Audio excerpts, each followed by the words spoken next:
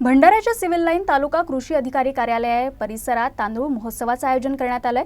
जिल्हाधिकारी सावंतकुमार यांच्या हस्ते उद्घाटन करण्यात आलं असून यात अनेक शेतकरी बांधव सहभागी झाले आहेत।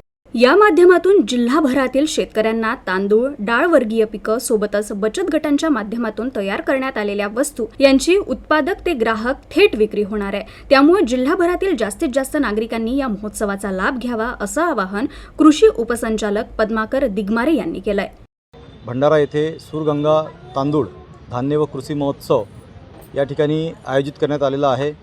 सदर महोत्सवाचे वैशिष्ट्य म्हणजे या ठिकाणी जिल्ह्यातील शेतकऱ्यांमार्फत उत्पादित जे धान्य आहे, भात आहे, डाळवर्गीय पिकं असतील, जवस असेल, त्याचबरोबर इतर जे काही बचत गटामार्फत तयार केलेल्या वस्तू आहेत, या सर्वांची विक्री थेट उत्पादक ते ग्राहक थेट विक्री या ठिकाणी होणार आहे।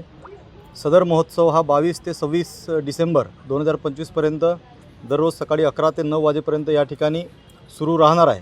तरी जिल्ह्यातील सर्व नागरिकांना माझे आवाहन आहे की त्यांनी या महोत्सवाचा लाभ घ्यावा।